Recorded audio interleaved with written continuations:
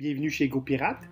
Dans cette troisième capsule de la série Comment devenir un agent de changement sans risquer son travail, on va voir comment vous pouvez devenir une personne incontournable dans votre entreprise.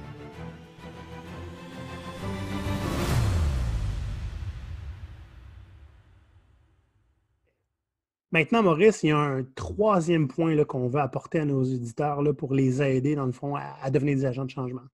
C'est devenir quelqu'un d'incontournable. On aime ça dire, nous, devenir impossible à ignorer. Oui, exactement.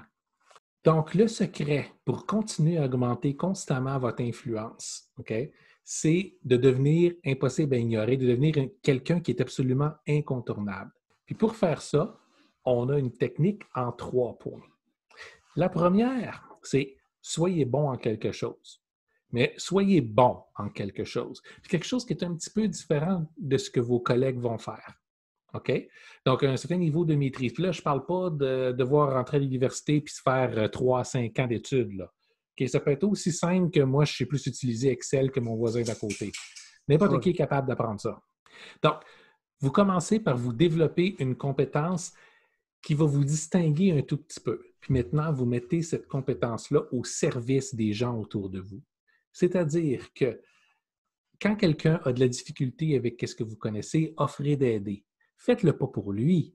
Montrez-lui comment le faire. Okay? Voyez ça comme donner un super pouvoir à quelqu'un d'autre. Okay? Le fameux on va nous montrer à pêcher au lieu de lui donner du poisson. Là. Exact. Okay? Que cette personne-là se rappelle de quand j'ai besoin de conseils sur cet élément-là, je vais te voir toi. Puis tu ne me feras pas juste me le faire à ma place, mais tu vas me rendre meilleur. Je vais plus briller. Okay? Donnez votre expertise généreusement. Okay? Avec le temps, vous allez commencer à être perçu comme un mentor avec cette compétence-là. Puis essayez de développer, avoir 2 ou 3 compétences comme ça, plus profondes que les autres. Hein? Évitez de devenir un pur spécialiste en quelque chose. Un spécialiste, c'est quelqu'un qui peut être extrêmement important jusqu'à quand on n'en a plus besoin, puis l'on le jette. Donc, c'est bon d'être diversifié. C'est bon d'avoir 2 ou 3 spécialités comme ça. Puis dans vos temps libres, continuez à travailler sur vos compétences. Rendez-les plus profondes, développez-en une deuxième qui va être plus profonde, une troisième. Puis, assurez-vous que vos collègues soient au courant de ça. Montrez ce que vous faites, soyez fiers de ce que vous faites, puis surtout que ce soit su et connu de tout le monde que vous êtes là pour aider. Il y a un nouveau qui rentre dans l'entreprise, allez donner un coup de main. Ça peut être sur votre compétence, mais n'importe quelle compétence dans laquelle vous êtes marginalement meilleur que la personne que vous allez aider, c'est bon. C'est-à-dire, si quelqu'un de nouveau rentre dans l'entreprise, avez une compétence que lui n'a pas, vous connaissez l'entreprise puis pas lui. Ça peut être aussi simple que ça. Accompagnez-les, montrez-lui comment ça marche, devenez un mentor qui va être capable à qui va être capable de faire confiance. Prouvez que vous êtes quelqu'un de confiant, que vous êtes quelqu'un d'aide. OK? Vous allez vous développer un réseau comme ça de gens que vous avez aidés, des gens qui vous en doivent une. Allez jamais leur dire qu'ils vous en doivent une. Eux autres vont le savoir. Okay? Oui. Quand vous allez Clairement. avoir besoin d'aide, vous allez être capable de les cogner à leur porte, puis toi, tu es meilleur que moi là-dedans. Pourrais-tu me donner un coup de main avec ça? Pourrais-tu me montrer telle affaire? Moi, ce que je leur dis, là, souvent, il y en a qui me demandent qu'est-ce que je peux te donner en échange parce que j'ai aidé quelqu'un. Ce que je réponds, c'est j'en ai pas besoin maintenant, mais aide quelqu'un qui en a besoin. Prends 5 minutes aujourd'hui, là, puis essaie d'aider quelqu'un. C'est tout. Il ne faut pas aider les gens dans l'espoir qu'ils vont nous aider en échange. Éventuellement, ils vont être là si tu as besoin d'aide. Mais ce n'est pas un troc ici. Là. Donc, vous allez simplement finir par développer une culture d'échange autour de vous. C'est ça. Puis à ce moment-là, ça va être naturel que n'importe qui aide n'importe qui. Ça, c'est une bonne chose. Absolument. Tu sais, Maurice, je ne sais pas si tu es au courant, là, mais tu es en train de définir c'est quoi le leadership servant et émergent. Là. Eh oui, c'est pas pour rien. Puis ça fonctionne que vous ayez 55 ans ou vous en ayez 17. Tu sais, j'ai déjà des gens qui m'ont dit, moi, Olivier, je ne suis pas un leader. Mais tu fous? Si tu t'aides tout le monde, tu es tout le temps disponible, tu arrêtes de faire ton travail pour venir aider les gens, quitte à faire plus d'heures, puis tu ne demandes rien en retour, c'est du leadership. Ce n'est pas nécessairement le style de leadership qu'on entend souvent quand on parle d'un leader. Hein? On imagine tout le temps quelqu'un qui parle haut et fort, qui est capable de rallier les troupes. Mais, une figure de proue. Une figure de proue. Mais ce que tu es en train de faire là c'est de devenir essentiellement essentiel pour ton monde autour. Pas d'une manière négative, là, pas indispensable, c'est pas la même chose. Mais si jamais ça va mal, là, ils vont avoir besoin de toi. Quand il y a une flopée de nouveaux là, qui vont arriver, c'est à toi qu'ils vont les envoyer. Puis les gens le réseau au complet que tu développes va te faire confiance. Ouais. Puis ça, c'est important. En fait, c'est du réseautage pur et dur. Quand on fait du réseautage sur des réseaux sociaux, LinkedIn, par exemple, la meilleure façon de développer un bon réseau, puis toi, tu l'as vu, tu l'as fait, Olivier, avec des résultats incroyables. Tu te mets au service des gens, puis les gens commencent à te faire confiance, travailler avec toi, puis tu deviens le centre d'un hub de connexion. Oui. Là, ça m'amène à la dernière partie.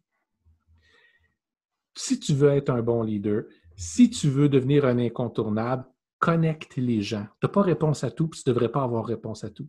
Mais plus tu vas avoir aidé des gens, plus tu vas avoir appris à connaître du monde.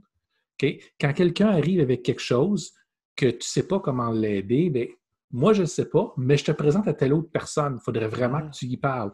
Des fois, c'est juste une question de « Hey, toi, je te parle, t'aimes telle affaire, telle affinité, tu savais ça, telle autre personne? Regarde, je vais vous présenter. » Commence à connecter les gens comme ça. Tu vas créer un réseau solide de gens qui s'aiment et qui se respectent autour de toi, puis pas centré sur toi. Tu fais juste partie du réseau, mais il ne faut pas se leurrer. Tout le monde connaît ton importance dans ce réseau-là. Oui. Puis c'est toujours surprenant ce que ça peut donner comme résultat. Moi, à un certain moment donné, j'avais quelqu'un dans mon réseau qui voulait devenir Scrum Master comme moi. J'ai dit, ben écoute, je vais aller manger un hamburger avec toi, ça va me faire plaisir, on va jaser en masse, puis je vais te mettre en contact avec 5 autres Scrum Masters. Parce que moi, je n'ai pas la vérité absolue. Tout le monde a des expériences différentes. Je n'ai pas entendu parler de ce fille-là pendant 6-7 mois. Et à un moment donné, elle me dit, écoute, les gens avec qui tu m'as mis en contact, c'est génial. Il y en a un qui m'a accueilli pendant une journée d'observation, de voir comment ça se passait dans son agence. Il m'a trouvé une job de Scrum Master ailleurs. Tout ça, c'est grâce à toi. Mais voyons donc, on a mangé un hamburger, ça fait 6 mois ensemble. J'ai pas fait grand-chose. Elle a fait la majeure partie du travail, mais j'ai ouvert les portes qu'elle avait besoin qu'elles soient ouvertes. Ça a pris 2 minutes dans ma journée. Tu es devenu un connecteur professionnel. Puis ça a un impact sur la vie des gens. Puis quand tu as ça, ton influence augmente.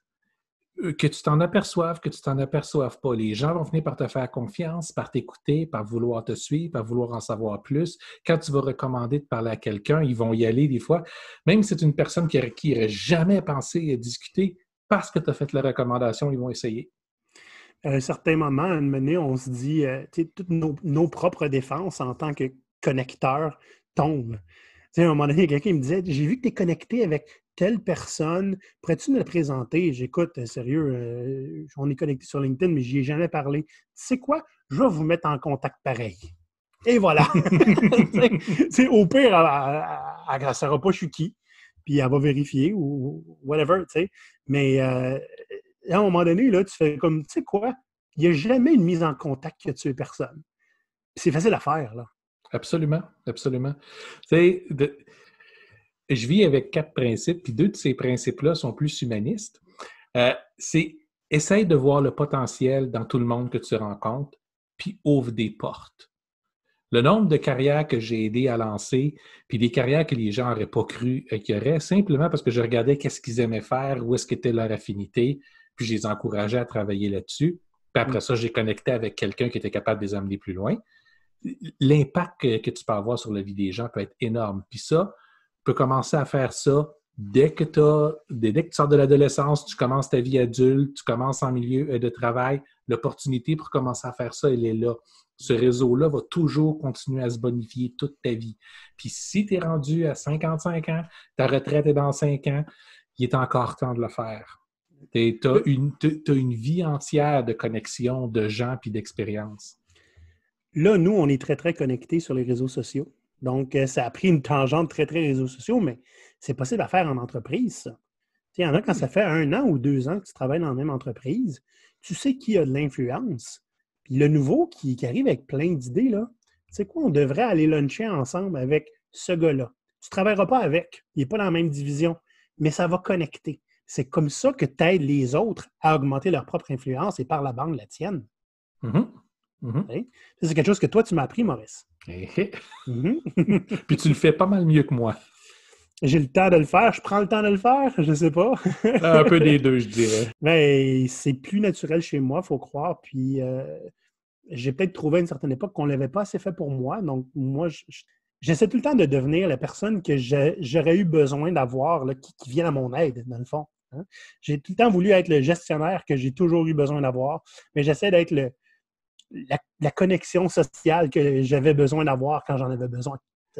Ça, c'est une grosse différence entre toi et moi, Olivier. Moi, je suis un humaniste. Toi, tu es un humain. Ouais, c'est ça. Mais toi, des fois, t'expliquais aux gens que moi, je suis un humain puis toi, tu l'étais pas. Mais c'est pour ça qu'on se complète bien.